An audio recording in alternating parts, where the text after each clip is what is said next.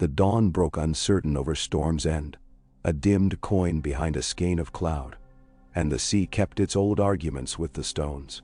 The breakers flung themselves white and lashing against the black base of the great fortress, and every seventh wave seemed to strike with a particular malice, as if it remembered how long men had held out in this place. On the shingle below the south tower, gulls quarreled and fell, and rose again.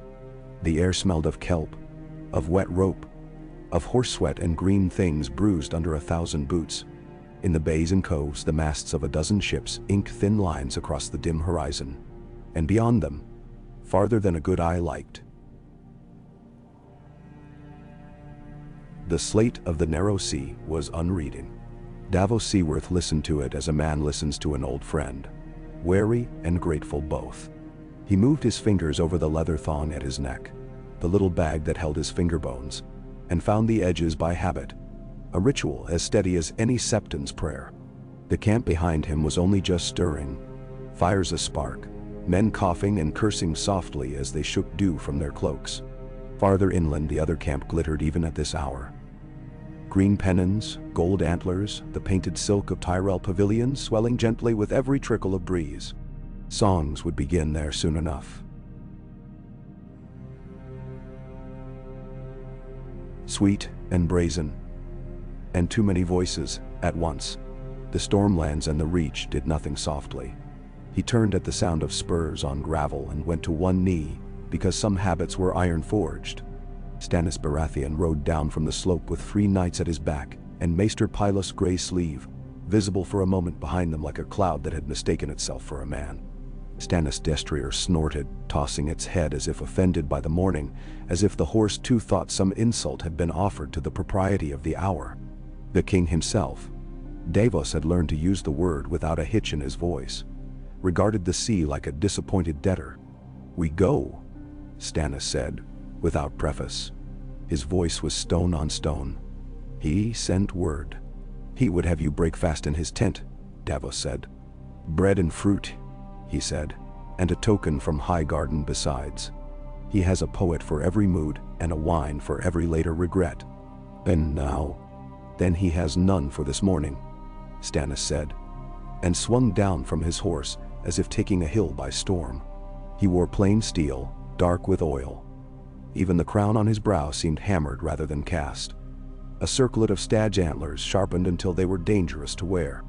Melisandre came like a flicker from behind the gray maester, scarlet where all else was drab. The dawn's first color belonged to her. She smiled as if at private music. "The Lord's eye is open," she murmured, and no breath smoked in the cold when she spoke. "This is a morning for men to choose." Davos kept his thoughts sheathed. He had learned to show the priestess nothing but the set of his face and the respect due a lady who had the king's ear. But the smell of the sea laid other memories bare.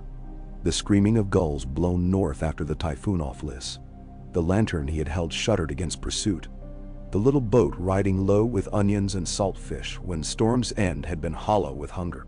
He knew the way a choice could brine a man for the rest of his days.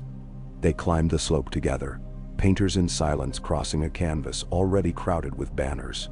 Loras Tyrell's lilies were everywhere. The boy himself glittered like a coin fresh struck even before breakfast, hair burnished, breastplate chased with vines. He lifted 2 fingers in lazy greeting towards Stannis, and did not trouble his mouth with a smile. That went to Renly. Renly's pavilion loomed like a summer memory. Its green silk was bright as grass after rain, tied back to make wide doorways. Inside, candle smoke held the sweetness of beeswax, and something floral. Margaery's perfumes lived in the fabric, now even when she was not present. The younger Baratheon sat with his back to the opening, lacing a piece of fruit between his fingers as if it were a jewel. His antlered crown was more art than weapon, delicate where Stannis was stern. His cloak was a fall of green velvet, its lining gold. When he rose, the tent brightened. Davos had never met a man whose fervor was so careless and so complete. Renly's face was open as a gate, his laughter used like coin, and yet the space around him formed itself for ease, as if some chord had been struck that furniture, and men could hear. "Brother," Renly said, and his voice carried warmth even when his eyes measured. "You come early." That must be a first. I come when coming is needful, Stannis said. Breakfast can keep. Only if hunger finds it in its heart to show mercy, Renly replied, flicking a glance at the dishes laid out. Warm bread, soft cheese, figs glistening in their own bruised syrup. He lifted a round peach with thumb and forefinger, appraising. Bitterbridge sent a cartload. Trust the reach to turn a war into a market day. You should sit. A man thinks clearer with something sweet on the tongue. A man thinks clearer with ink and a map. Stannis said. You sent to say you had a proposal. Renly turned the peach. Slow as a priest turning a relic. Not a new one. Only a clearer one. The realm cannot afford brothers at daggers. I hold the south in fealty, the reach by love, the stormlords by blood. I will take the capital by force and keep it by grace. Stand with me and be the first sword of the realm. The law will wear your face in council if it cannot wear your head upon the coin. Ben? Davos glanced to see whether the words struck their mark. Stannis' face remained a fortress, but he was listening. There was a stillness in him that meant the inner gates had not been shut. The rightful king is not chosen by popular song, Stannis said. Our eldest brother's bastards are not his heirs. Law has one tongue. It speaks my name. And yet, Renly said, letting the peach roll cool in his palm, the law cannot hold a city gate alone. Men hold it. Their bellies, their wives' whispers, their purse strings. The sword you bear might be forged of justice, but bread will feed more mouths than that edge ever could. He paused. When he spoke again, the banter loosened and something like genuine appeal moved under it. Stannis Darton. We were boys together. You think I have not thought on duty? When Robert died, the whole realm looked for somebody who could make them forget for a while how hungry they were going to be.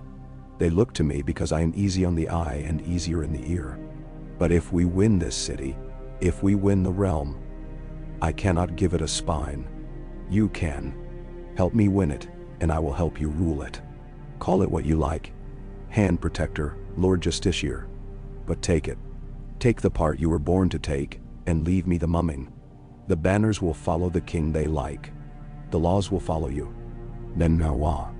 Davos did not look at Melisandre. He did not need to. He could feel her gaze on the back of his neck like sunlight too long upon skin. Her god had no seat in any council, but the one that burned in her eyes. Stannis put out a hand and took the peach from Renly without looking at it, as if to test its weight, as if to show he could. He held it for a moment, turning it as his brother had done, and the soft fruit made his armored hand seem more pitiless. Davos had never seen him so still. What of heirs? Stannis said at last. The words were careful, placed.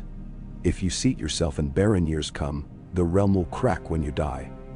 I will not lay a floor on rotten joists. Margaery and I will do what we can with the knights, Renly said with an easy smile. If the gods, some gods, any gods, deny us, then we must make sense all the same. I will name Shireen my heir. A parchment now, witnessed by lords who fear neither of us enough to lie about it later. If a son comes, well and good. If none, the blood goes to you as it should have gone all along. His gaze flicked to Melisandre then and back, brief and bright. No burning of children required. The tent breathed. Outside, a horse stamped. Loras's laugh sounded careless and far. Stannis' jaw moved once, a tight cord easing or drawing taut. Davos could not say which. He thought of a night years ago when the castle above them had eaten onions like cakes, and he had watched tears stand in the eyes of hard men, and had not known what to do with pride so sudden in his chest that it hurt. He thought of Stannis then, unpraised, unthanked, going back to Dragonstone because duty put him where love did not. Maester, Stannis said. Write what he has said.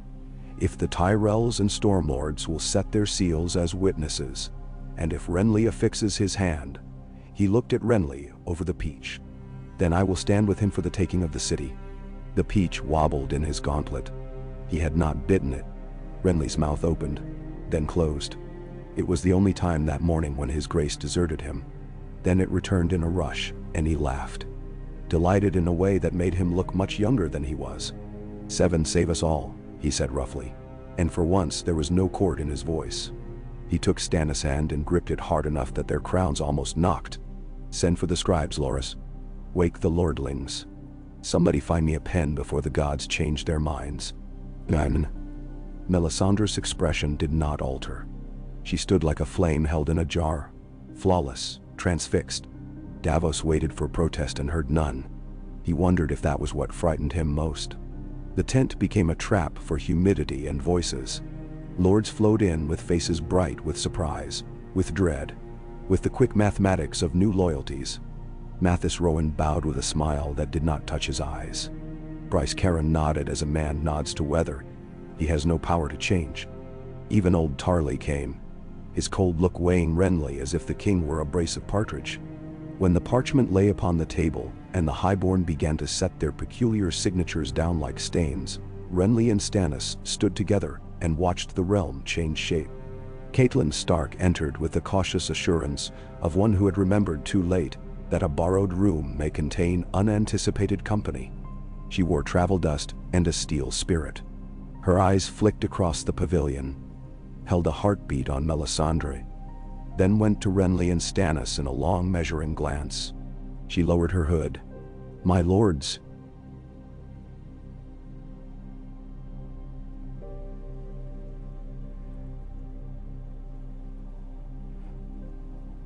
"Your graces." It sounded odd in her mouth, like an old oath in a new tongue. "If this is what I think it is, then the Trident Sons are owed a word in it." Renly smiled as if she had offered him a cup after a long ride. "Lady Catelyn, sent by the king in the north to remind us we have more than one war to fight. Come witness. We mean to spare the realm the sight of brothers cutting brothers." He gestured her nearer. "Look, no knives." She ignored the jest as one ignores a child's trick. She read the names and the lines filled by the maester's neat hand, and when she lifted her head again, her face had changed. "If words can be made good."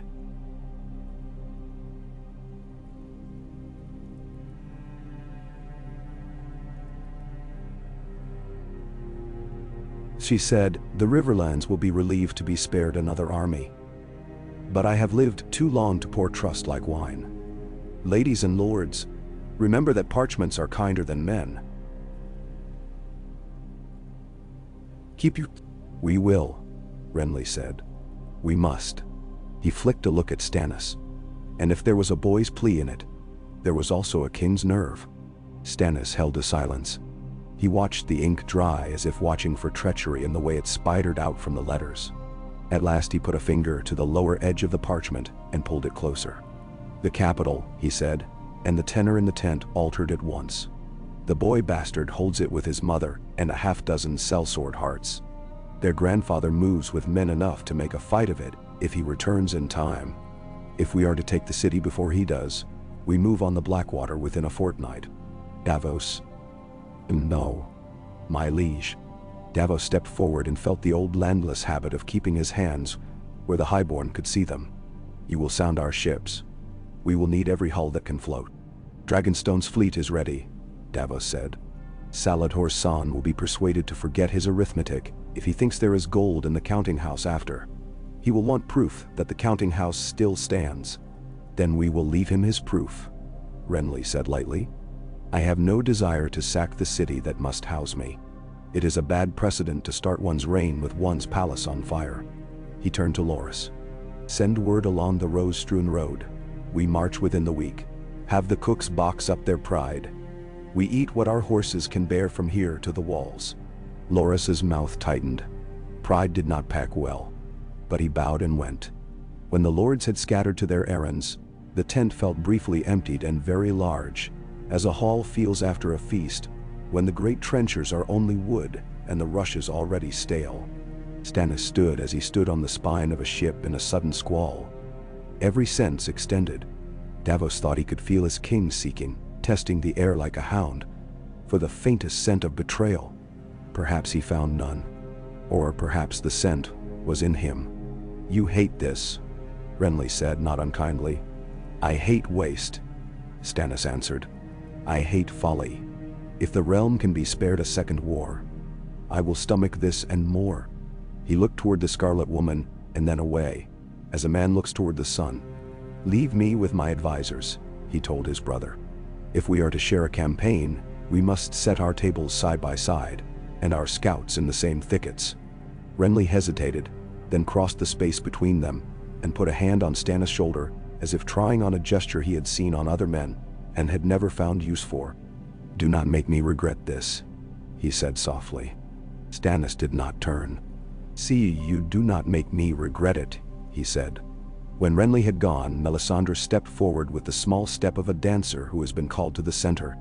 You have done as the Lord of Light requires, she said. A union of fire and storm is a better sword than one man's pride. The true war lies north. Her eyes were as calm as night water. But the false kings must be thrown down that the true threat can be known. Davos watched Stannis' face and felt a coldness not made by the morning. There will be no more talk of king's blood, he said quietly. He did not know where the courage came from. Perhaps from the memory of onion sacks on a starving night. There will be no shadows born of men's lives within these camps. If we are to take this city, we will do it with men and ships and long iron. Else you will lose more than a nephew in the doing. Bah! Melisandre turned her head toward him as one turns toward a sound beyond a door, curious as to what opposition could possibly mean. You are bold for a man the darkness once owned. The darkness owns us all when the lamps go out, Davos said. And a ship is not steered by setting fire to the sea. Enough, Stannis said, and Davos fell silent. The king wiped his thumb, absently, against the peach down, and for a moment looked at the fruit as if it were some device whose purpose had not been fully explained. Then, with a motion that startled Davos more than if the stone ceiling had cracked, he brought the peach to his mouth and bit it. Juice ran on his knuckles and down the angle of his jaw. He did not appear to notice. He chewed thoughtfully and swallowed like a man taking a bitter draught. Have the quartermasters double the carts of salt fish, he said. We will not owe bread to Highgarden on the march. And find me the castellan of Storm's End. If we are to wear crowns side by side, let our own seat not be a stranger's house. The day took shape around orders. Ravens went up like thrown knives. Horses were shod until sparks hissed in the damp. Scribes poured ink until their wrists ached. Men built a bridge of labor from one hour to the next, and walked it. By noon the twin camps looked less like rivals, and more like the two wings of a single bird. Badly matched but joined by a body they could not see. Flags were shifted, tents struck and raised, baggage lines braided together.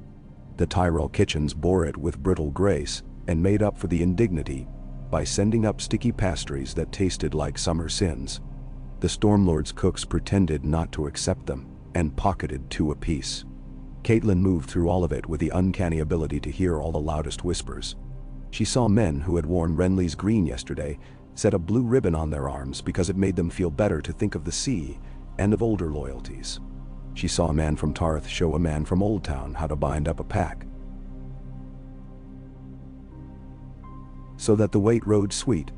She saw Loras' pride and Stannis' plainness glance off one another like flint on stone, and wondered which of them would throw the spark that caught the tenting on fire. She wondered whether any of this would save her girls.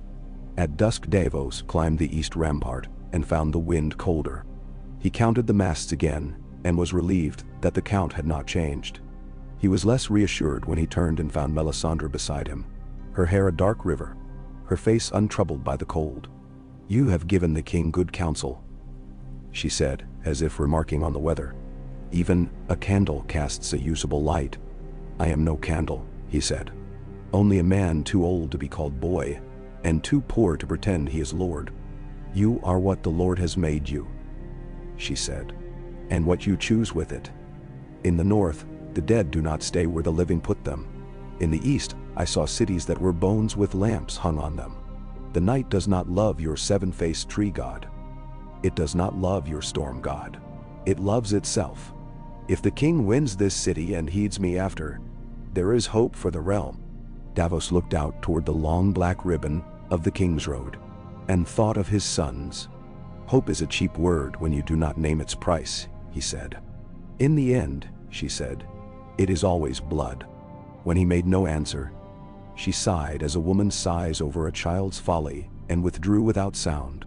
Davos touched the fingerbone pouch, and for a moment, the sea and the wind and the stone all sounded like the breath of a sleeping giant. He thought of the city they would go to, narrow streets where men learned to walk with their hands upon their purses, the red keep jutting up like a remembered sin, the sept bells too happy by half. He thought of a boy on a throne whose hands did not know work, and of a mother whose eyes were knives. He thought of wildfire in cellars, though he had never seen it, and of sailors' tales of green fire that ate water and men alike. He had eaten hunger for Storm's End once. Now he might have to eat fear. Tyrion Lannister's wine tasted of stone. He wondered what overproud fool had picked the cask, and decided that when he saw the man, he would tell him so. And then he remembered that most of the cellars had been catalogued by men who no longer wanted to meet him in any corridor. News had come like a gout of bad humor. 2 camps in the south, suddenly speaking the same orders. Ravens gone to lords who had not bothered to answer him for a month. The Reach's banners turned to the wind as one. He could feel the city's heart beating against his hand, where it lay flat upon the painted table map. He could feel his sister's rage across 3 rooms, bright and useless. He could feel how little one man could do against hunger, when hunger was given uniforms and called an army. "Tell me again," Cersei said from the window harp of the tower, her voice thin with unslept hours. "Tell me again whose bright idea it was to leave my father in the Riverlands, while we sit here guarding a child king with a hedge of knives and singers." "It was victory," Tyrion said dryly, "or the nearest thing to it a Lannister could find on a map. He went to keep Robb Stark moving, to bleed the boy and force him to choose between his mother's river and his father's bones. But victory is shy. It breaks through the thicket if you move too fast." "Do not be clever with me," she said, which meant she had no idea what else to say. "Send for Pyromancer Howling. If we cannot match them man for man, we will burn the river green." "Then?" Tyrion's hand tightened on the map. "Deshi Haorin. I have already sent for him, and for more chains, and for men who know how to swing a hammer. We will have our surprise for these green and blue gentlemen, never fear. But if the Tyrell cooks arrive with them, we may be done before we begin." "Then?" He did not say aloud what Hallyne had told him in the close reek of the Guildhall, that there were more jars than any living pyromancer had ever been asked to count, that some had been made before the prince they had burned in his bed was born, that a certain mason's apprentice had gone into the cool darkness for a wager, and had not been found by morning. He did not say aloud the vision that visited him in the small hour when even his wit slept. The river running up to the walls, and then running on through them, and on that river, a fire that was wrong, that ate all color and left only a dancing scream. He drank the wine again, and found that it tasted no better the second time. On the 9th day after the pact was signed, the joined host flowed north like a river let loose, its 2 colors braided together. Renly rode in all the green a tailor could devise, the Tyrells around him like a garden on the move. Stannis took the right flank with the plain-faced Stormlords. Their banners old cloth dyed deep, their laughter sparse. Between them the carts groaned under salt fish and barley, and the sort of bread that breaks into honest crumbs. The summer road lay beneath them hard as memory, and men walked it with the relief of labor that has a direction. The first night's camp smelt of pepper and wet canvas and horses. An old lute sang somewhere. A boy learned to curse without being struck for it. Davos went among the sailors and ropemen, and found that they fell silent when he came near. Not in fear, but with the respect men show a man who has eaten what they have eaten, and lived to tell the tale. He told them little, because little could be told. Boats were readied. Oars were checked. Iron was counted by thumb and 4th finger. On a tide like the one to come, he would rather have had gull wings. Catelyn slept badly and dreamed worse, of a throne that shrank every time a man tried to sit it, and of girls running down halls that lengthened as they ran, until their breath came short and small and she woke with the taste of metal in her mouth. At dawn she went to watch the brothers break their fast together, and she saw that Stannis ate as if it were a judgment, and Renly as if it were a promise. She wondered which the city preferred. In the 2nd week, Rain found them and rode with them as a friend who has news he cannot quite bring himself to say. The banners hung limp and heavy. The men sang lower. Every now and then, a lord with more silver than sense threw down hay in his pavilion and pretended the floor was dry. Davos watched the wheels of the heavy wagons chew the road until the mud sucked at them like a lover. He watched, and he worried. It was not hunger that defeated armies alone. It was the small treacheries, a rotted axle, a slipped nail, a captain who pretended to hear a horn that had not sounded because he wanted to be in the story quicker than it wanted him. On the evening of the 13th day, when the clouds finally tore themselves thin enough that the last light could comb the hills, Stannis called his captains. They gathered around a table that no man there loved, wood with a scar in it like a healed wound, and set their fingers on the little blocks that meant ships and men and horses, as if those blocks could feel the pressure. Renly came with Loras and a handful of Tyrell officers who looked at Davos' weather-beaten cloak and decided that storms must be contagious. Melisandre watched from a shadow that behaved itself and did not move in strange ways. "The river bends here," Stannis said, indicating with the nail of his forefinger. "If the Lannisters seek to block us with chains, they will lay them here. I will send men to drag the riverbed with hooks. We will find where they mean to snare us. Davos, your men will feel for it in the water." "I will need a boat that can pretend to be a log," Davos said, "and men who do not mind cold feet." "You will have them," Stannis said. "Renly, your horse will be the hammer. If the chain falls, you will have your opening. If it does not, we find another song to play." Wow. Renly leaned on his knuckles, as if he enjoyed the feel of the wood. "You should let me take the vanguard," he said, nearly playful. "I am prettier when I win." "And I am the uglier man to bury if you lose," Stannis said. It might have been a jest in another mouth. "No, we do this with sense, not with shining. The city is not a tourney ground. It has teeth." Loras bristled, but Renly laid a hand on his wrist. "We will do it with sense," he said easily. "And then we will ride streets wild with relief, and pretend it was all skill rather than weather." His gaze flicked once toward Melisandre.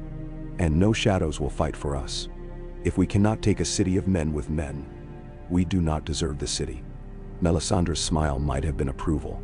It might have been something else entirely. In the dark between the second and third watch that night, Davos stood at the bank of the Blackwater and listened to it talk to itself. The river had an old voice, low and enclosed. A gossip skilled in making even its own secrets sound weary.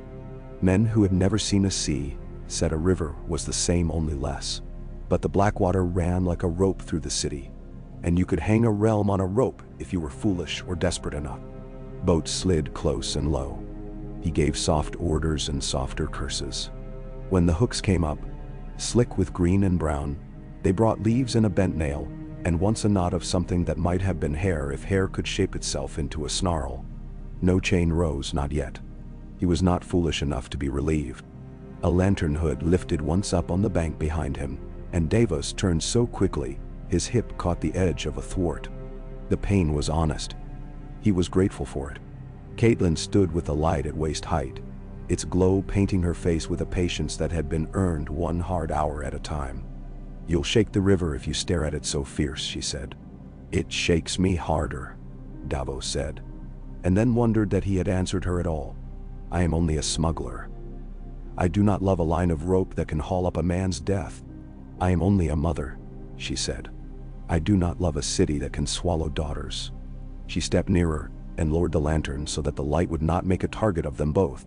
"You spoke to the Red Woman today?" "I did. And she is sure of her god. I am sure of the sea. The king listens to us both with the same face. Perhaps that is wisdom. Perhaps that is loneliness," Catelyn said. Davos thought on that as the river lipped itself and drew away again. He thought of Stannis' head, bent over the map, lit with a care that had burned there long before any red god blew on it.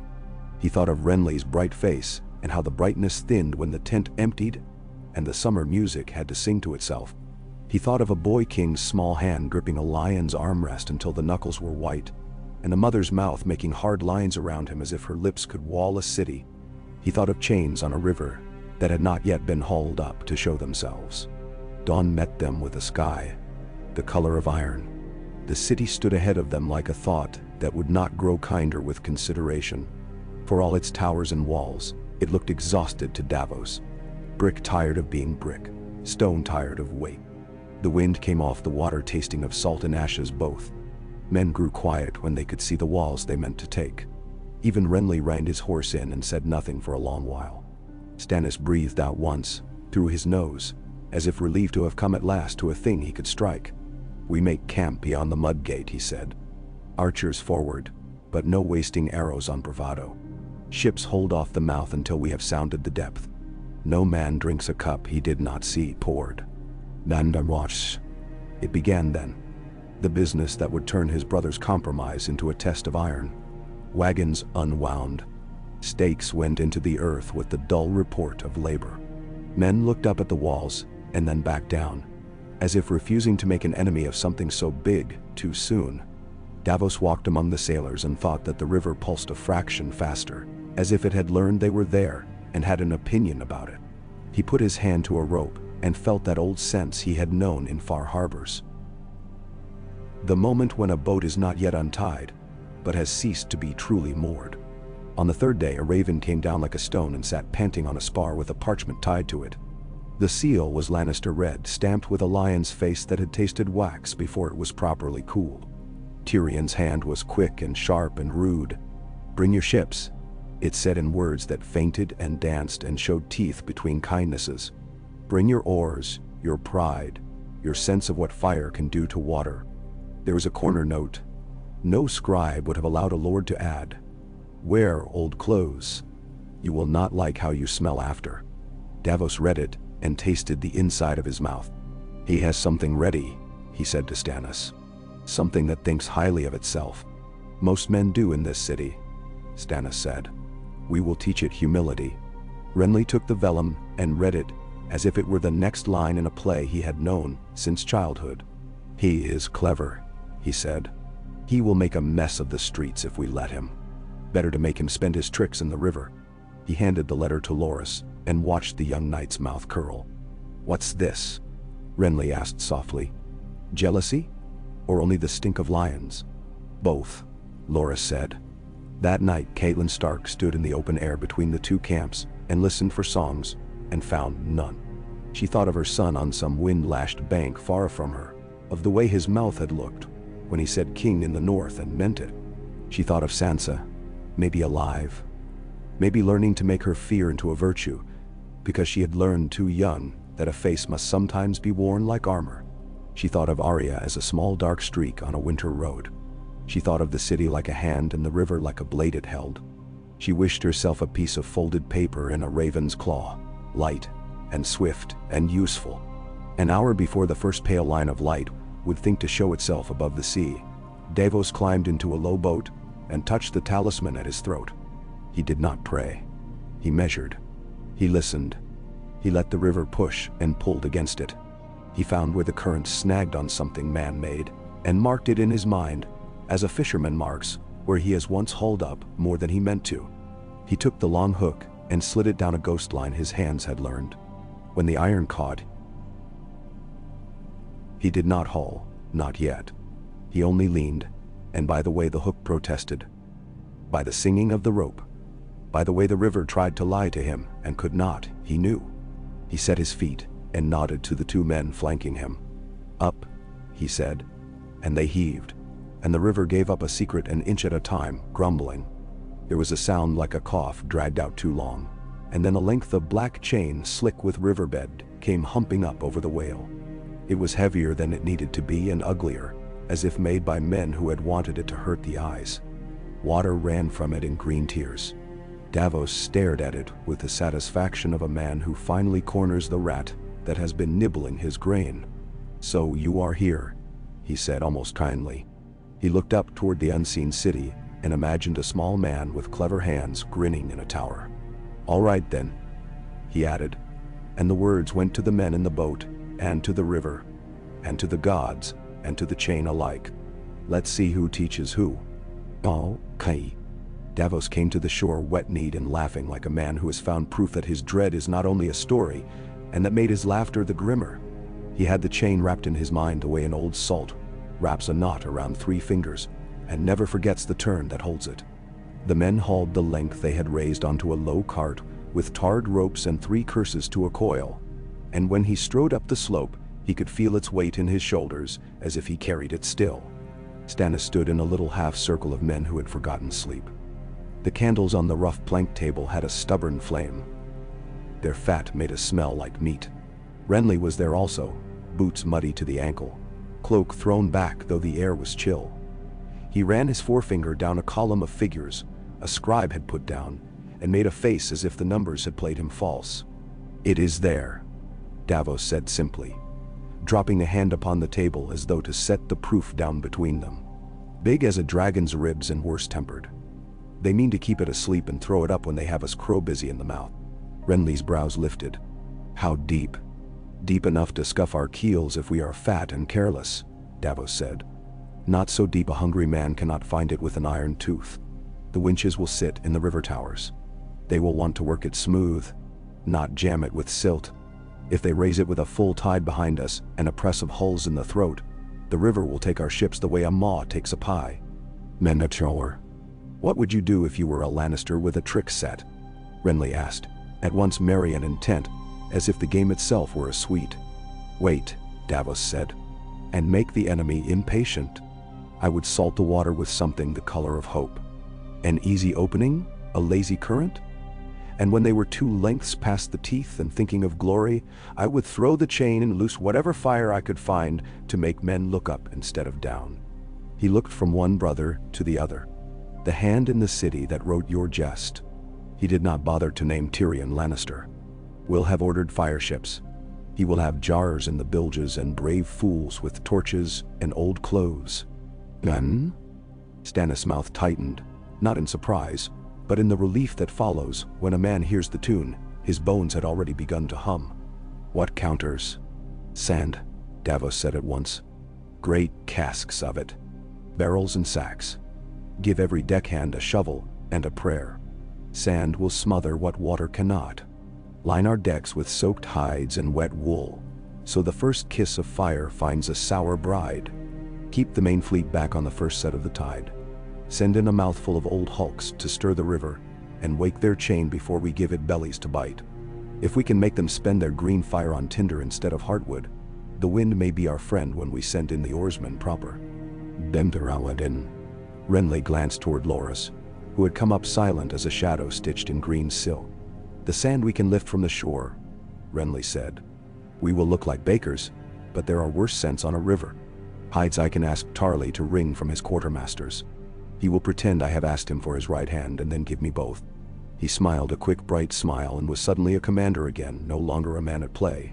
"We can make the city spend its rage upon things that cannot be harmed by rage." "I like it."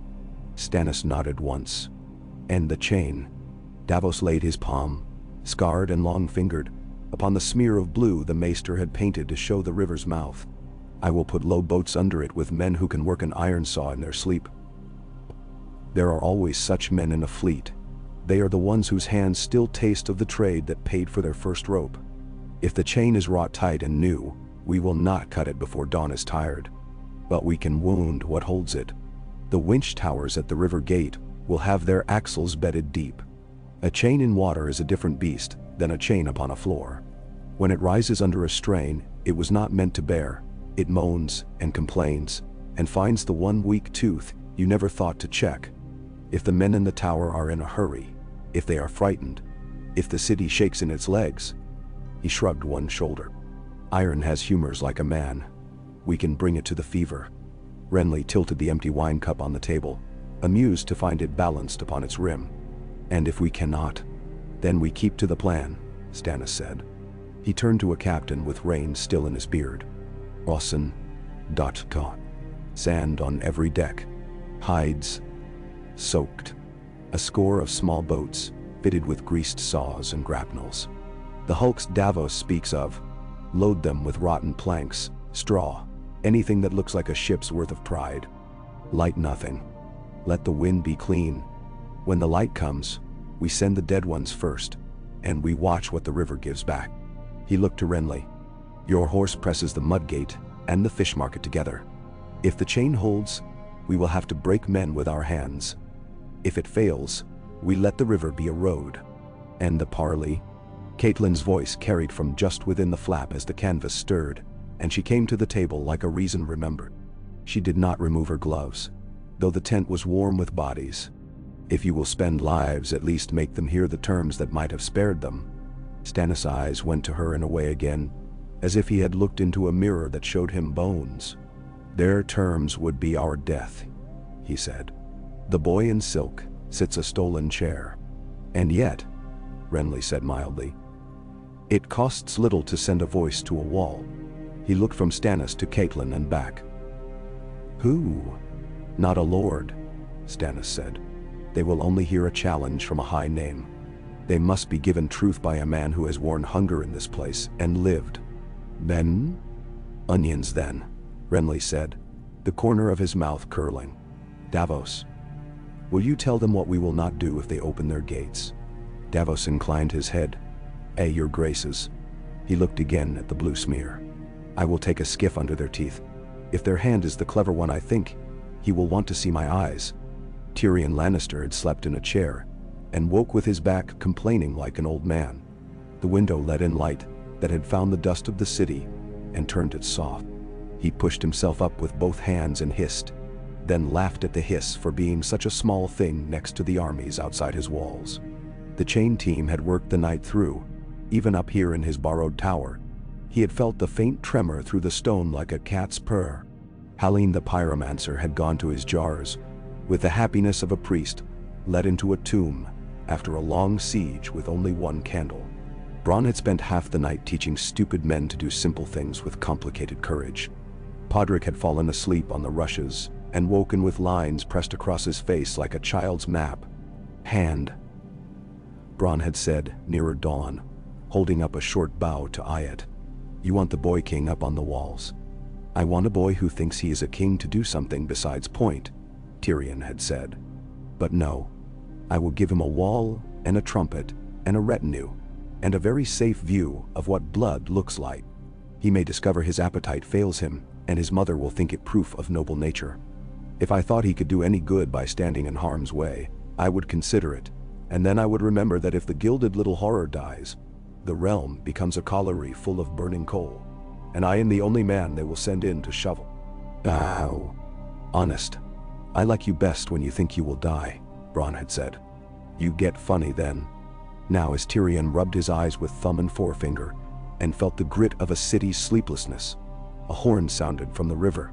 It was not the bright proud call men used to teach other men to stand straight. It was a lower thing, a left-hand note, and it made the hair on his forearms stir. He stepped to the embrasure and leaned out. The black water lay heavy and gray. At its mouth, boats moved. Not the strong-lined cogs and galleys he had expected, but a string of misshapen hulks that lolled like drunkards and yet made their way, pulled by low skiffs that hardly showed against the water. What is this? Cersei demanded from his back. That quick anger sheathed in silk that meant she did not dare show fear in front of lesser eyes. Are they too proud to send real ships? They are too wise, Tyrion said softly, displeased and admiring in one breath. They are making me spend coin on beggars. He sent the bells he had made ready to the towers with a thought and a curse and a word. The winch teams were ready. He had always assumed the first raising would not come clean. The chain had a slow temper. It wanted coaxing and oil and little songs. He wanted it to leap like a sword. He signaled the towers. The drums in each rang out to answer. Hallyne would be at his ramparts with the wildfire boys. Smug and murderous, he did not look at the queen again because he did not wish to meet her eyes and see there any resemblance to his own. Down at the river gate, men bent their backs and the winch axles turned. The first hulk hit the chain belly low and had no idea what had met it. It ground along with a sound like a millstone against a bone and then slewed. Men on the low skiffs cast lines, swore, made a game of pretending not to be afraid. The chain came up another finger's breadth at a time, its dripping length a darkness on the water. Now, Tyrion said. Farther downriver, A single ship with a hideous and honest paint upon her sides, green smears like sickness, crept with the wind. She did not look like pride. She looked like a threat poorly hidden, the sort of blade a cutpurse uses under his ragged cloak. She came on, and the men upon her decks hefted their torches, the way men heft a sin they will commit for a better cause. When she kissed a hulk already caught on the chain, the torchman flung his brand with a cry that was part triumph and part prayer. For a heartbeat, the river did nothing. Then the black water learned a new color. It did not roar at once. It bloomed and then clung. It slid and then climbed. Men screamed because they had been born to, and because that sound was what a body made when it tried to leave itself behind. The green took water and made water its friend. It wrapped itself about planks and knotted in rope and ran dasher sharp along the wet hides men had flung to save their decks, and the hides sputtered and smoked and stank and then were simply not there. Fire went into oarsmen's shirts as if into mouths. The river put up steam that smelled of rendered tallow and bad memory.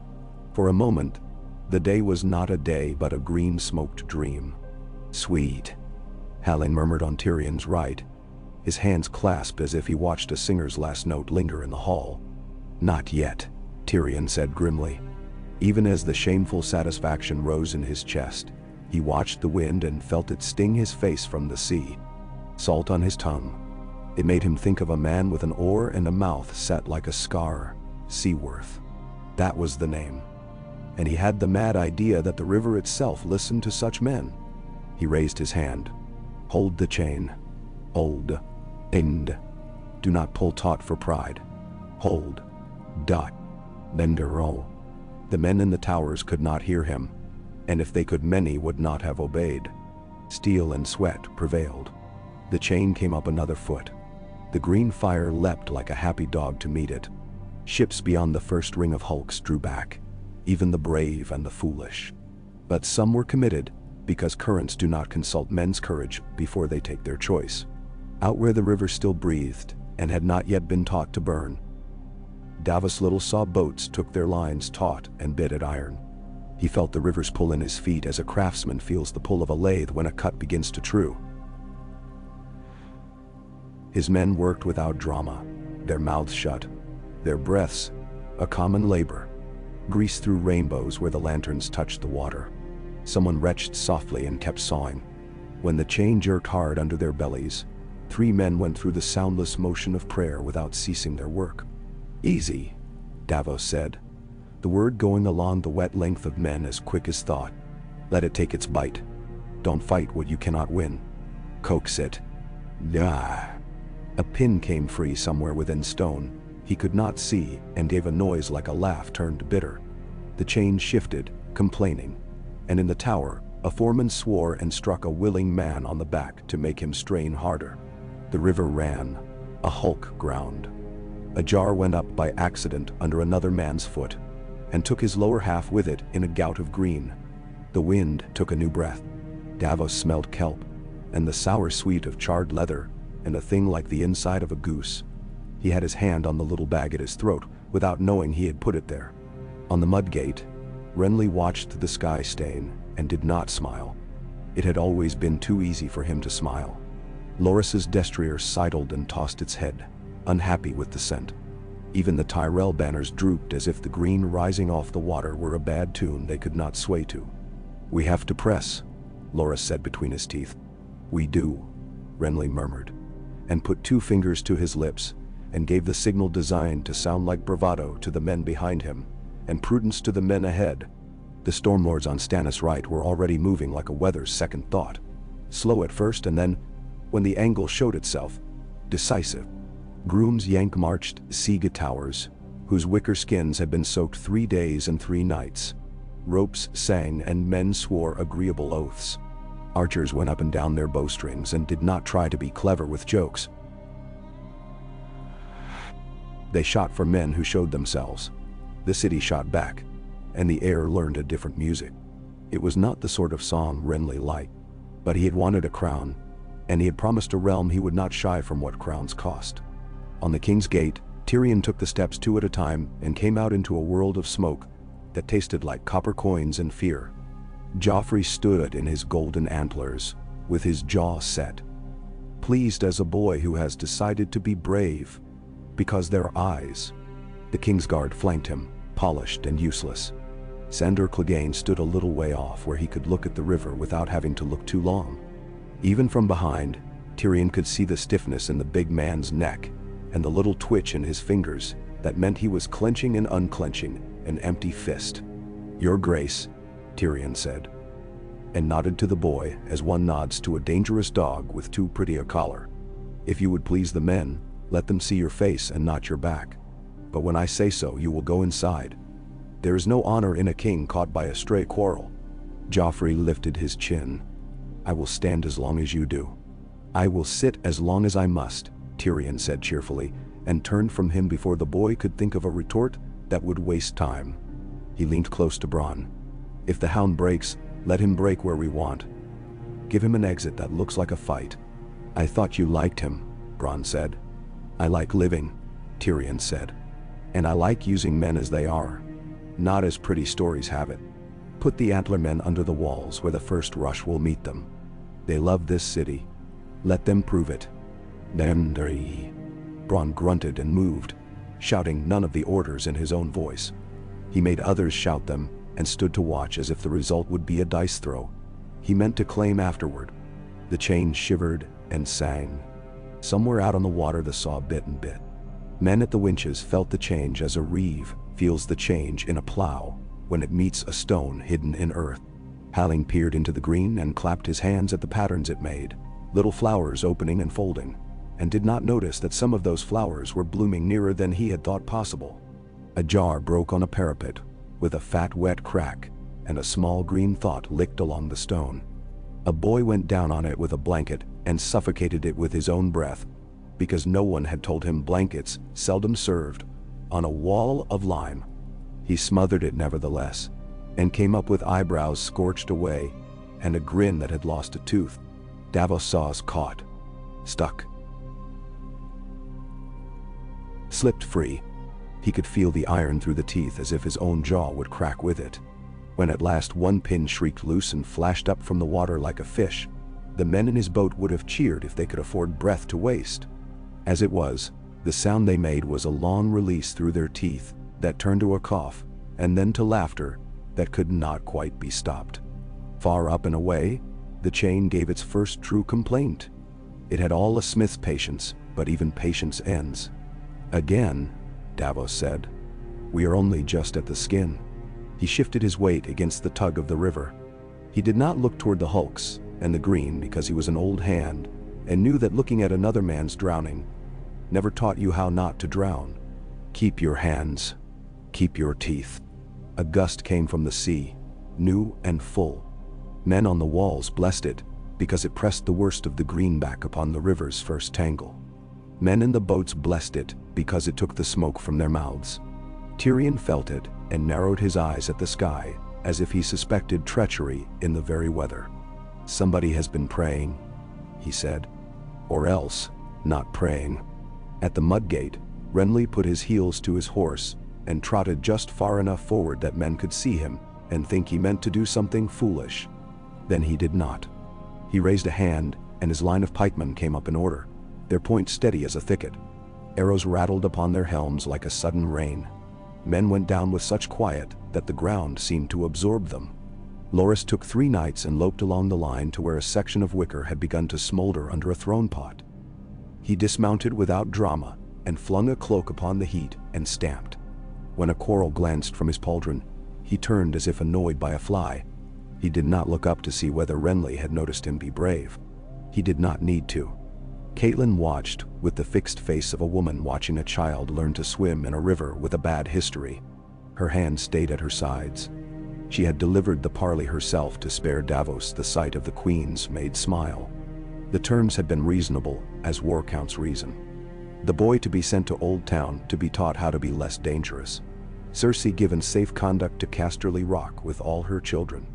Her father to be received as a lord once more, if he would put down his lions and stop setting the countryside afire. Tyrion had heard her with good manners and a sort of rue, and had refused as she knew he must. Still, the thing had been done. and there are sins men may not later claim because they were offered a way not to commit them. She heard a sound change upon the water. It was not the green hush. It was not the clatter of bows or the wheeze of axles. It was a long, low grind as of a weight remembering it was heavier than any man had pitied, and then a groan from stone. At the river gate, a bearing block split with a noise like a tree that has finally accepted the storm. One of the winch axles jumped a quarter-inch in its bed and chewed.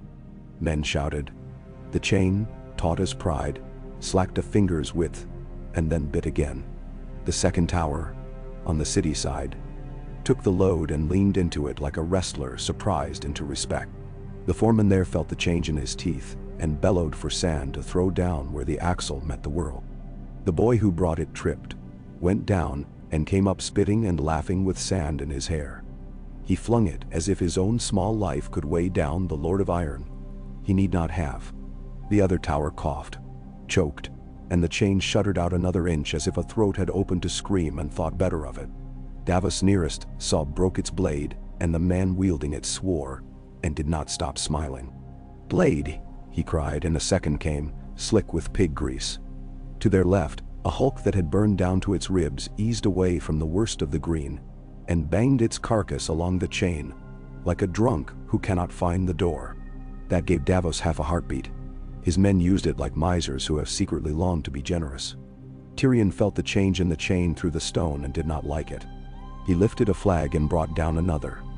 The signal to raise ceased, and the signal to hold became the only one anyone could see. Hold, he said aloud, as if speaking could stop iron. Hold, you bitch. Language, Cersei murmured, her tone a needle. Green suits you, Tyrion said without looking, and watched the far bank where a low boat lay almost flat on the water, its men's outlines frog small, patient. He should have killed the smuggler when Varys first sang the name. He should never have grown sentimental about honest thieves. He leaned out again. Archers, he snapped. Pick at the low ones, not the green. The hands. Hands are what we are fighting. Arrows hissed down like the onset of rain. One took a man in the meat of the shoulder and spun him as if a string had jerked his spine. He did not drop the saw. The man beside him steadied it with an elbow while his friend's world went white and dark and white again. Then that man took the saw with his own two hands without comment, and the wounded one lay down like a log to breathe with his mouth open. Davos did not look. Counting men had never saved any.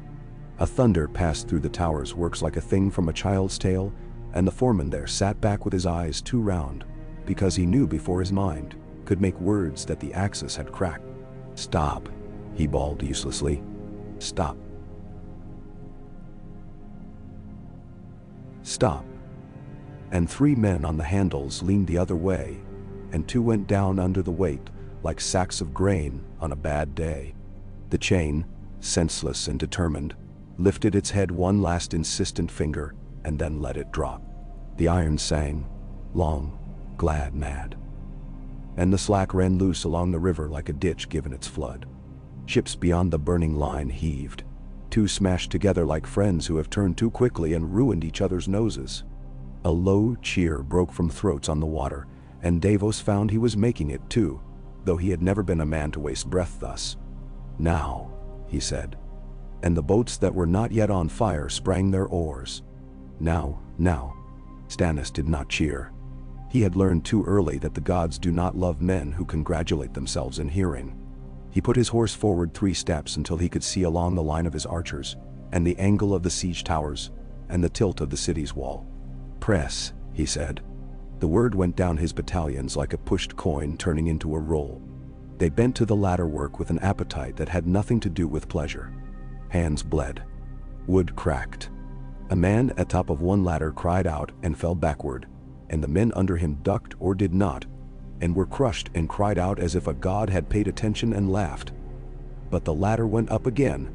Renly saw the chain droop and lifted his face to the wind as if it had been a courtier with a pleasing tale. There, he said, and for a moment his voice was a man's simple joy. There, press them. Do not waste your arrows, save them for faces. Keep your pikes. Walk.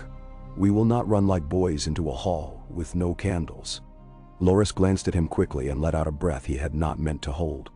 I will take the left of the fish market, he said, and did not wait for permission because it was not permission he wanted. It was to make the doing fit into a hole he could live after. On the King's Gate, the first wave of Stannis men met a wall that had decided not to be taken by noise. They struck and were struck. Sandor Clegane took 2 steps forward, as if the ground had offended him, and cut a man from collar to hip with one backhand, cut that made something wet arc in the air. A thrown pot broke near him, and a small green tongue licked at the base of a merlon, and then thought better of climbing, as if even Wildfire had learned that some beasts are less kind than it. Sandor swore without words. His horse stamped and laid back its ears and tried to back away. He stood his ground with a palsy in him that was not of fear alone, but an old machine in him that had learned to shake around flame so that the inside could stay still. When the second pot fell nearer and splashed little wicked lights onto a shield that screamed as if it were flesh,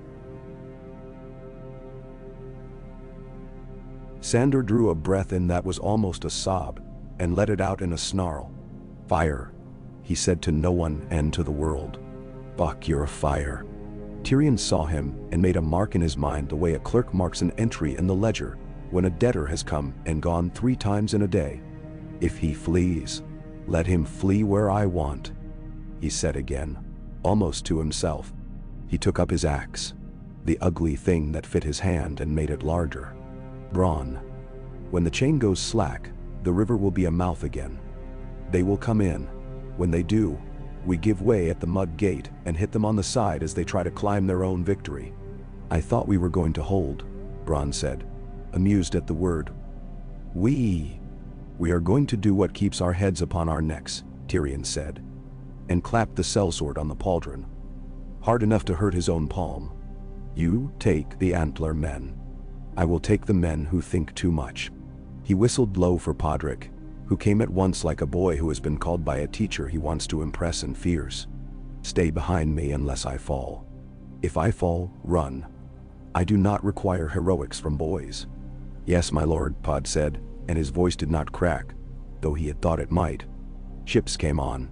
Others burned down to a memory. The low hulks had done their work. The green had spent itself upon rotten boards and courage not worth the name. Now the oars bit for the true fleet.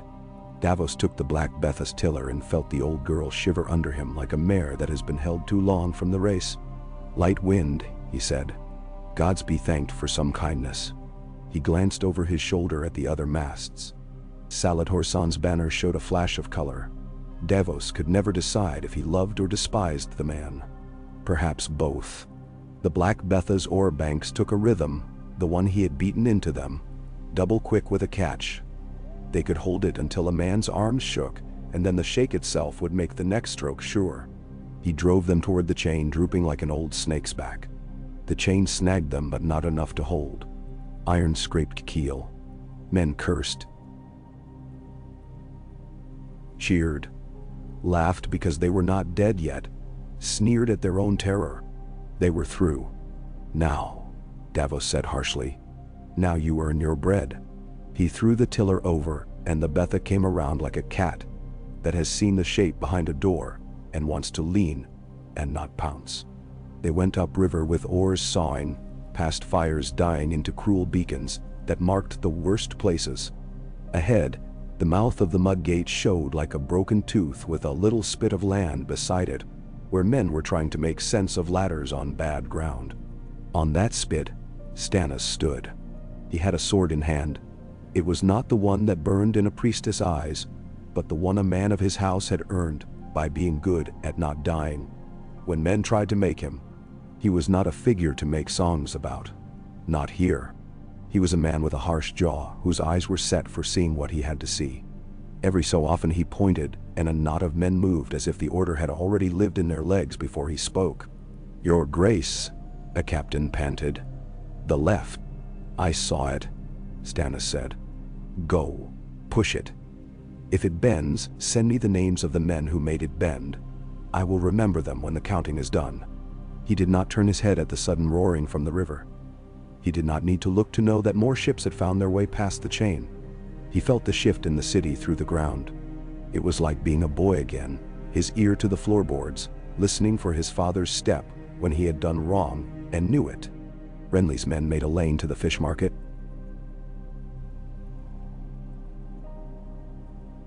Pikes out. Loras took the corner and drove a knot of city men back 3 paces by the plain pressure of better training. A kettle of oil went over and turned the stones vicious for a moment. Renly was already waving men with sand to throw and splay. He had liked the idea of sand when Davos had said it. He loved it now. Sand saved. It smothered what should not live. He would remember sand when he sat in council, and men spoke of fire as if it were a god. Catelyn moved among the wounded that had already begun to collect like beads in a hollow, and every face looked to her for something she had no reason to have, and yet tried to give. She put hands where pressure would hold a life long enough for the leech to do his few and meager miracles. She said names aloud when a man's eyes were trying to leave his head and be somewhere else. Once she found herself saying the name of her youngest boy without wanting to. It tasted of winter and milk and absence. She bit the inside of her cheek until she tasted blood so that she would be in this hour and not another. In the guild hall of the alchemists, Hallanine lifted a small phial and watched the sunlight that came through the high windows make green ghosts upon the table. A distant thud made the glass sing faintly. He smiled without malice, and set the phial back among its brothers with a tenderness that would have done for handling a babe. So many years they laughed at us, he said to the empty hall and to the dead who had kept the jars safe in the dark. So many little jokes. I hope they are laughing now. He did not hear the small scurry in the corner that meant a rat had decided this building would not be lucky today and would find a new address. Tyrion stood at the inner bar of the mudgate and let his men see him, small and certain and profane with his axe at his hip. When the first of Stannis' men pushed their ladder against the wall to his right and began to scramble like boys racing for apples, he pointed with a sudden savage joy he had not meant to allow himself. There, he said, and his men loosed a volley as one. Ladders went over. Men went with them. The sound they made was always the same. A sharp grunt when the breath leaves, some thudding like sacks, and then those still alive asking their gods for a second chance in voices that sounded like children. The Black Betha slid by the fishmonger's square, and Davos saw the shape of the battle like carp in a clear river. The dark places where men would not go, the eddies where courage pooled, the bright slicks where a fool's gamble bought a sudden small victory, and then was eaten by the larger course of things. He chose the mouth of a narrow landing and rammed the ore bank home with a roar that made his men grin because they had been given something to do that had a plain sense to it. Board, he bawled, and men with hooks and short blades swarmed as if the planks were the side of a merchantman fat with spice. A boy in a city watch cloak that had never sat well upon his bony shoulders tried to make his spear find a man's gut and found instead the steel that had been in better hands more years than he had been alive. He went down and Davos stepped over him and told himself there were worse deaths than an honest one in a battle he had chosen. On the King's Gate, Sandor Clegane took another breath of smoke, and the old machine in him broke its axle. He dropped his sword. For a second, it hung by his gauntlet leather, as if the steel could not believe he would do such a thing. And then it fell, making a sound against the stone that men would remember if they had time to make songs. No, he said, and it was almost a kindness spoken to himself. No, die. I will not. He turned and shoved a man too slow aside and strode inward, toward dark and away from light. Joffrey stared, lips parted. Ser Mandon Moore.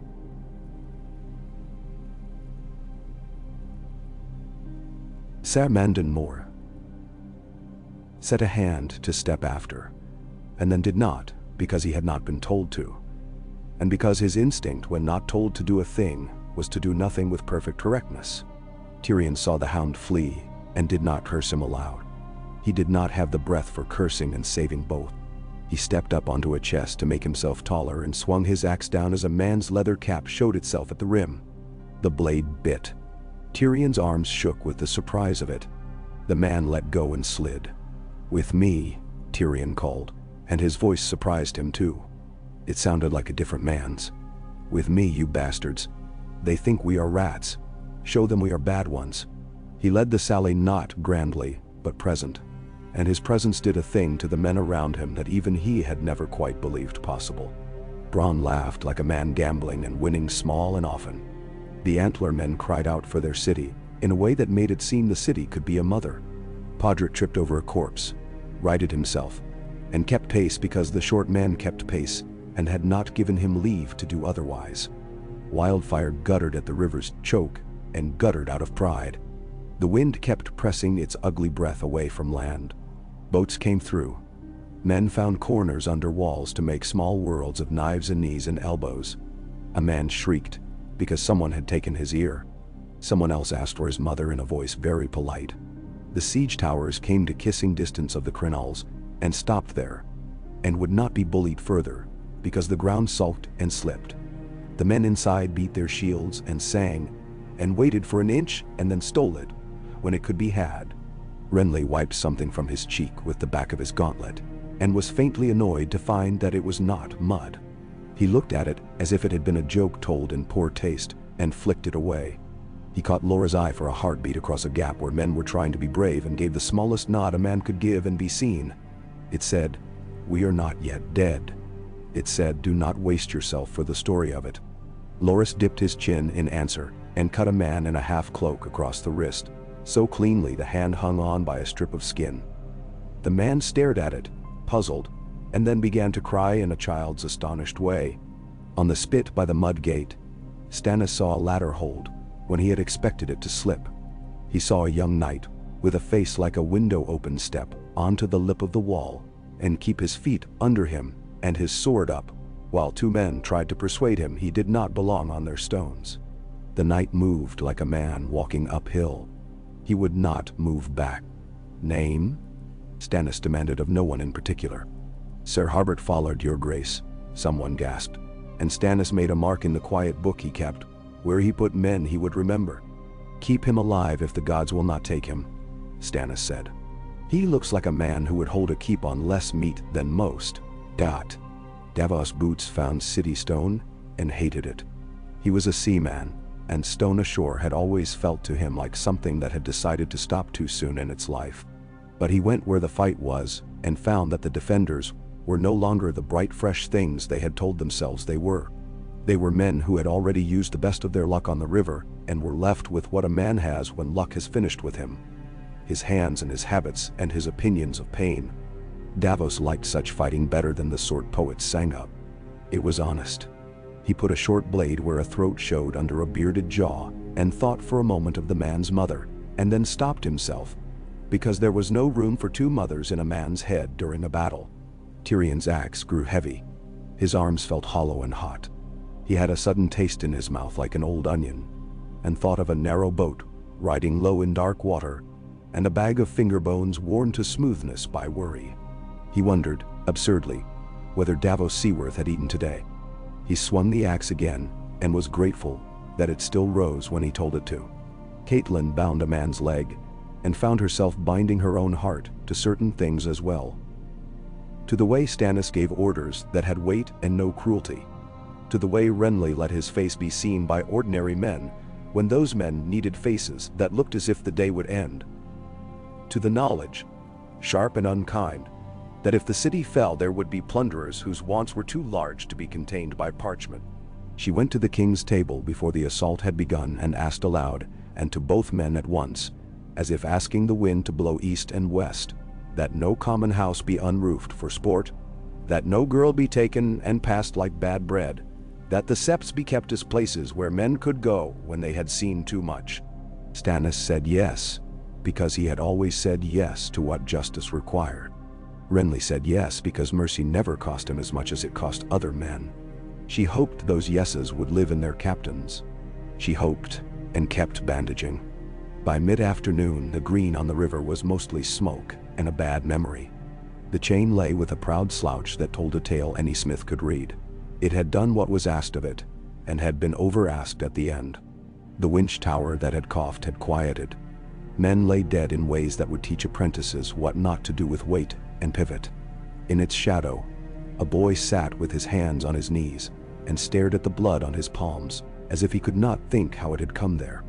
A rat came and sniffed, and then thought better. The city did not break. Not yet. It bent in places. It shifted. It learned the shape of two kings at its door, and of a man in scarlet, who did not draw a blade, and yet moved through war, as if it were her element. Melisandre stood on a little rise of earth where a low shrine had once raised a face to the seven. The statue lay in pieces, its mouths scattered. She looked north once, though there was nothing there but hills and the idea of winter. Her eyes were not hungry exactly. They were certain. When men cried out near her for water, she handed it. When a man tried to kiss her hand, she did not draw it away but made a blessing in a tongue that tasted of spice and the east. She did not call for shadows. She had been denied that weapon and accepted the denial with that disquieting patience of hers that made Davos uneasy more than her fire ever had.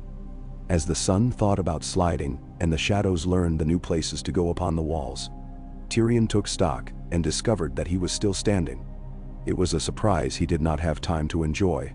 He wiped his face with his sleeve and left a smear that was half blood and half soot. He looked down the line to where Joffrey stood and saw that the boy had gone. The king's guard had closed about him and spirited him into the keep when the hound threw down his sword. Good. Let the queen drink and talk to her children about lions and crowns and mercy, which would not be shown today if their fellows got through. Back, Tyrion said at last, when he knew that any more men thrown at the lip would die for the tail and no gain. Back, 2 paces. Shields high. Let the bastards tire themselves. He stepped down off the chest and felt his legs complain in little polite ways.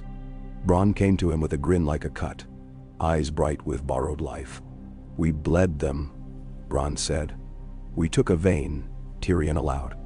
They will come at the kidney next. He glanced upriver. Ships moved there still like pieces in a game too long by half. He could not see the smuggler's banner among them, and something in him was sorry about that. It would have simplified a number of choices. Send to each gate, he said. We do not give up the walls at dusk because we are tired. We give them up when they are taken. And send a jug to the men at the winches. Tell them that if the chain can be made to lift 2 hands again at dawn, I will give them the finest whore in Flea Bottom to share among them, and a barrel of wine besides. Generous, Bronn said, and cruel. Yes, Tyrion said. I am both. Renly sat at last upon a stool, because a man must sit or fall, and took the cup a squire held out without looking to see what it held. It was water, and tasted better than any wine in the Reach. He looked toward Stannis and saw in his brother's face what he himself felt in his backbone. Not despair, but the close cousin to it that calls itself realism. Stannis met his gaze and inclined his head the smallest fraction that can be given between brothers who mean to live in the same world when this day is done. We hold, Stannis said. We hold, Renly echoed. For tonight we hold, Stannis said. In morning, we press again. In morning we press, Renly said. He smiled a little. You see, brother, it can be done. 2 men saying a thing and making it true. Stannis did not smile. He turned to Davos instead. Your counsel saved 1,000 men, he said. I do not usually like men enough to thank them for doing what they are for. I will thank you. Your sand, your hides, your hog fat upon your saws. The river owes you nothing. I do. Davos bowed his head and felt suddenly, stupidly, as if he might cry. He contented himself with scratching at the pouch at his neck and nodding once. Hard. We live to wear out our boots, your grace, he said. Catelyn came to them as the light went this way and that, and chose, at last, to go. Her hair was coming loose. There was blood on her sleeve, not her own. The men will need to know.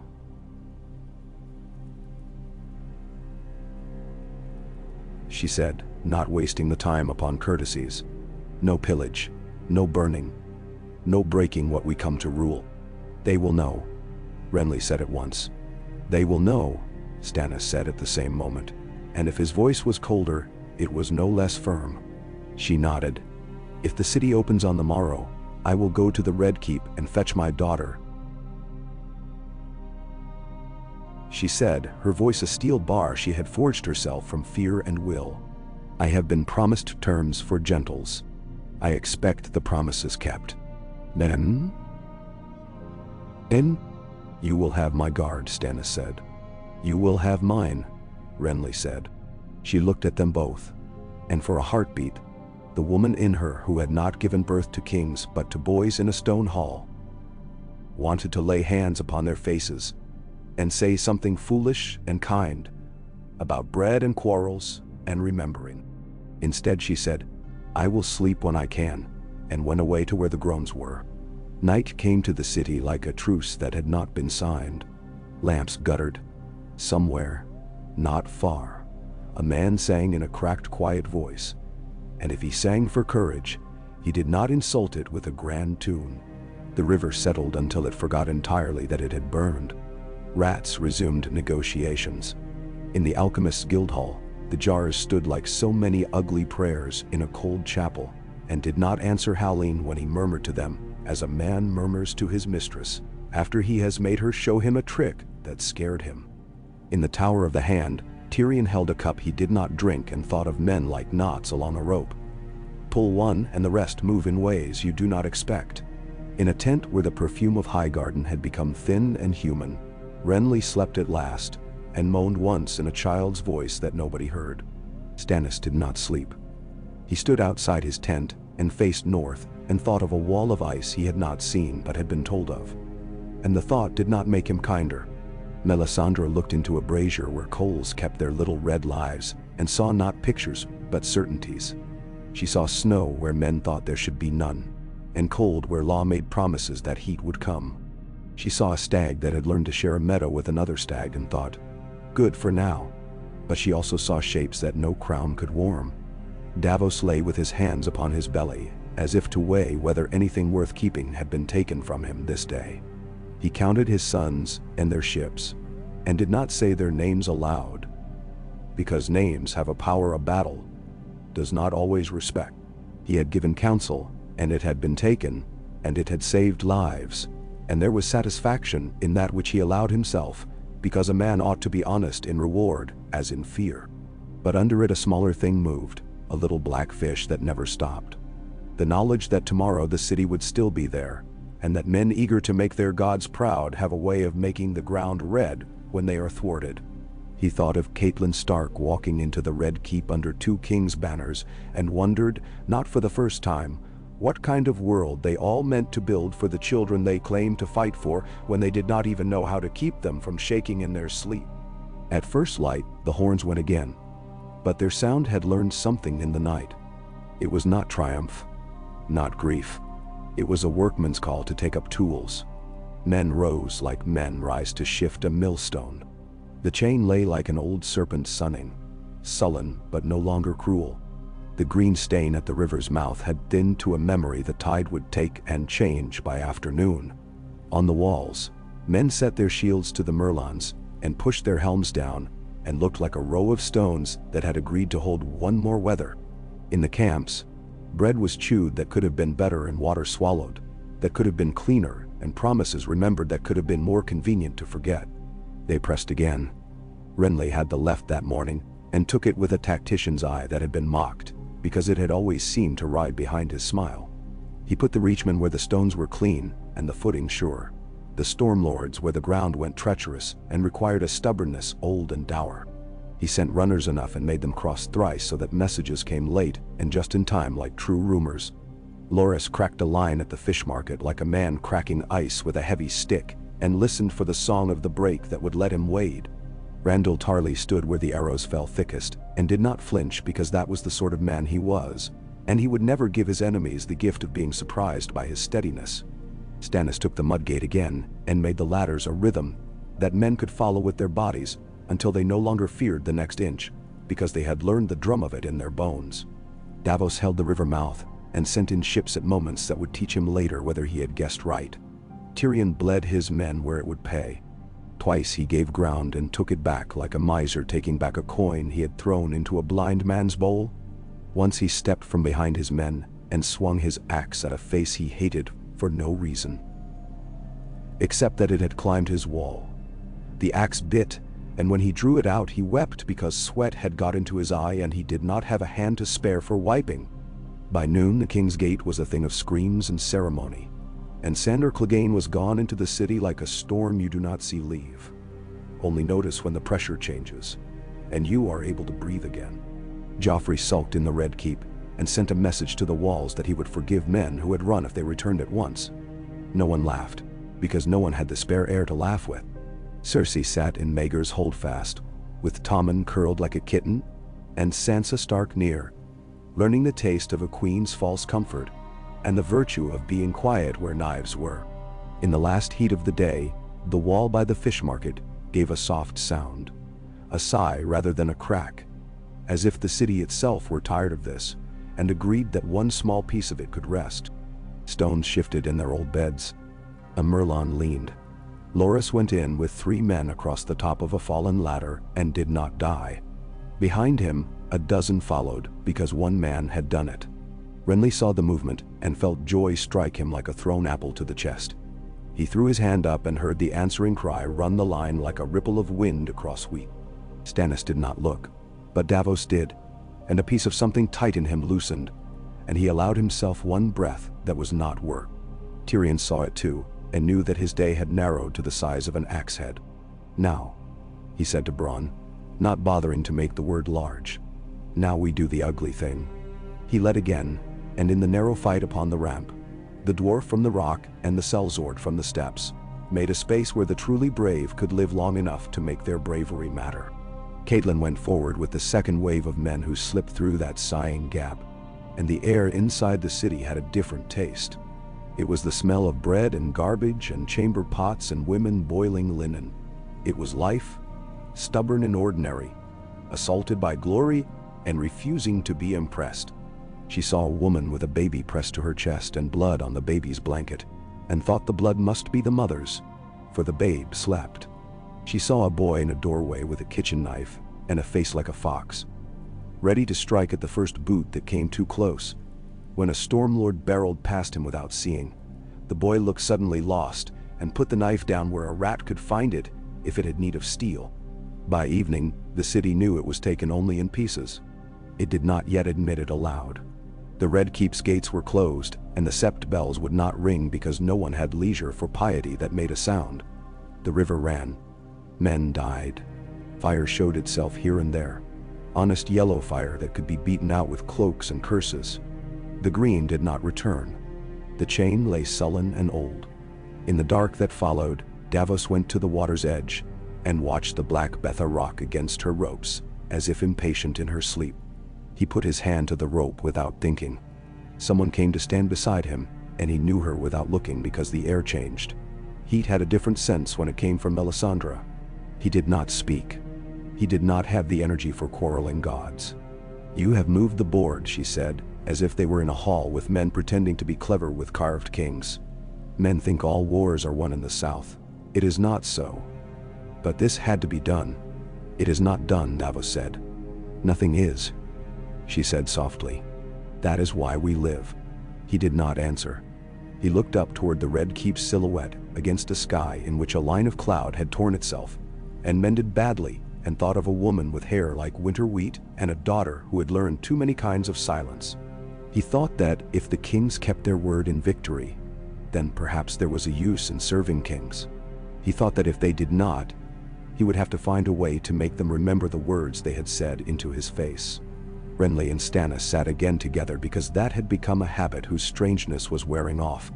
They smelled of men and leather and iron, and something sickly sweet the nose learns in a war and never quite forgets for the rest of its life.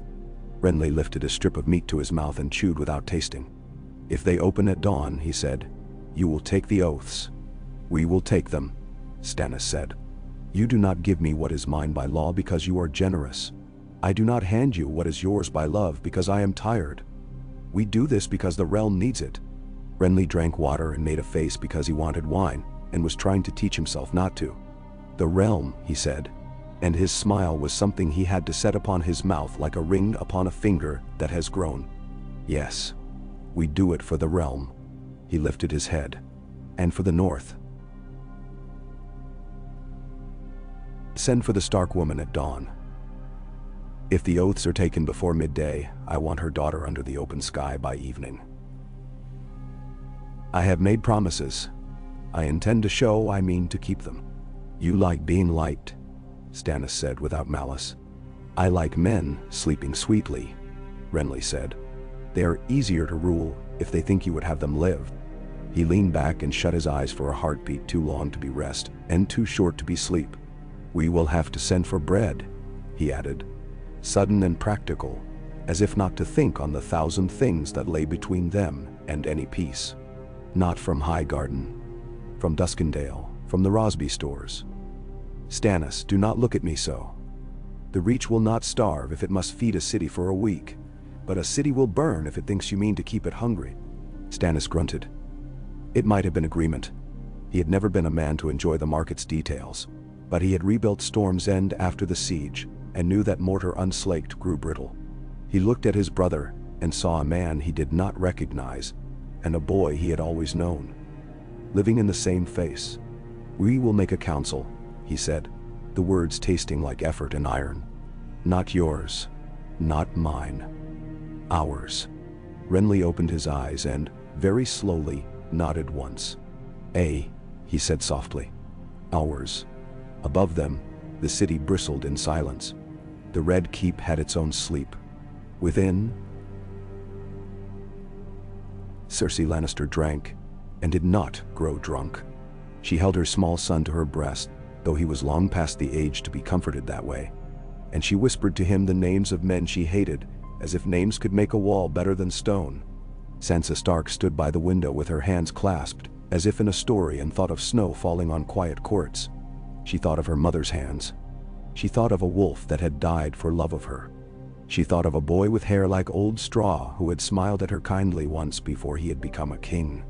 She thought of escape, and of chains, and did not know yet which the morrow would bring. In the tower that had groaned, a mason's apprentice sat with his back to a cracked beam, and dozed with his mouth open. He would wake in an hour and lose 3 fingers to an accident, and live to tell the tale to his grandchildren, with the ease of a man who has outlived his worst day. In the alchemist's hall, Hallyne lay down upon a bench and dreamt green dreams, and woke with tears on his cheeks, because in the dream he had seen a city burning that was not this one at all, but one made of ice and night. Dawn had not yet put out her first pale hand when the bell at the fish market rang once, uncertain, and then again, with a resolution that did not belong to bells alone. On the wall above that spot, a white cloth showed between crenels like a cloud choosing to live on stone for a while. Men put down their weapons because one man had put down his first and not been killed for it.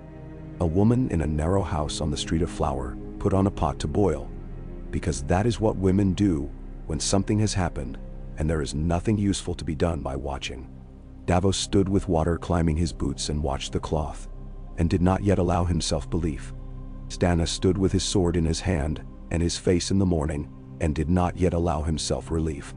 Renly stood with his hand upon Loras Tyrell's shoulder, and did not yet allow himself tears. Tyrion Lannister stood behind a merlon with his axe, hanging oddly in his small hand, and did not yet allow himself anything at all. Far to the north of them all, beyond the knowledge of any man who had fought this day, a wind walked out of a black wood, and went about its business along a wall of old ice. It had its own news. It would come in time.